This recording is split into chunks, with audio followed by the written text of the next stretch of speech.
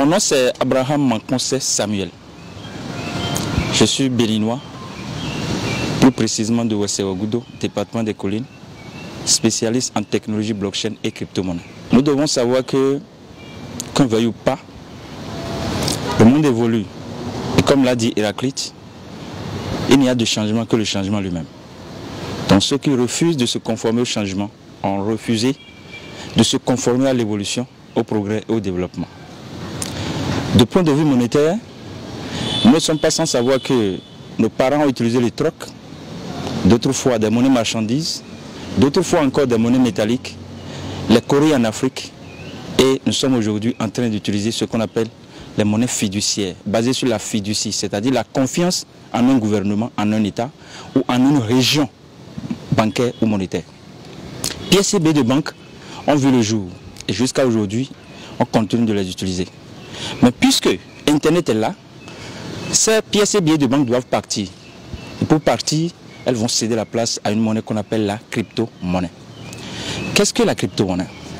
La crypto-monnaie, c'est une monnaie qui est basée sur Internet, qui s'envoie de portable à portable, d'ordinateur à ordinateur, ou de portable à ordinateur, ou vice-versa, et ceci sans intermédiaire, 24 heures sur 24, sans barrière géographique, en toute liberté, en toute sécurité.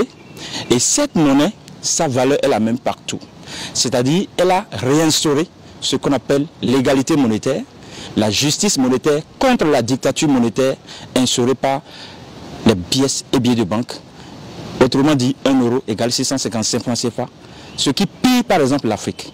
Donc aujourd'hui, lorsque nous parlons de la crypto-monnaie, c'est une opportunité d'abord pour l'humanité entière que l'élite mondiale sévit à travers ces lois inopérantes, obscurantistes.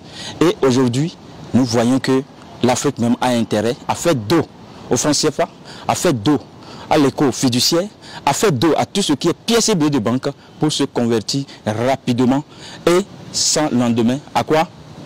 À la crypto-monnaie. Pourquoi? Avec la crypto-monnaie, la France ne peut plus contrôler les ressources de l'Afrique. La France ne peut plus contrôler les transactions monétaires africaines. Donc il n'y a plus question de dire la monnaie africaine est arrimée à l'euro. C'est fini ça.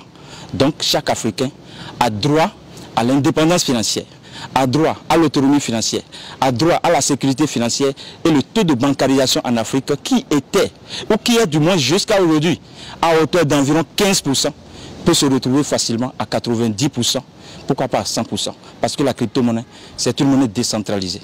C'est une monnaie décolonisatrice, c'est une monnaie dématérialisée, démocratique, et c'est une monnaie enfin qui permet à chaque personne de faire les transactions de partout on est, ou de partout il est, et partout il ira. La monnaie garde sa valeur partout. 1 en Afrique égale 1 en Europe. La crypto-monnaie, la voilà. Et tous les Africains qui aiment l'Afrique, comme Thomas Sankara, comme Olympio, comme Kadhafi, comme Blé Goudé, comme Gbagbo, et je dirais même comme Sékou Touré, pourquoi pas Patrice Lumumba, pourquoi pas Kem Seba, pourquoi pas tous ceux-là qui se battent, les Nathalie Nyam, doivent se convertir rapidement dans la crypto-monnaie, car l'Afrique c'est pour les Africains et plus jamais pour les Occidentaux. Vive alors l'Afrique libérée, crypto-paradis, puissance mondiale. Et j'invite mes chers frères et sœurs africains, chers compatriotes, à vous convertir dans la crypto-monnaie, car d'un, ça vous permet d'être financièrement libre, car 2,2 € en bitcoin vaut aujourd'hui 5 millions de francs CFA. Donc si nous nous convertissons tous en la crypto-monnaie, nous avons la possibilité de financer l'économie africaine par nous-mêmes.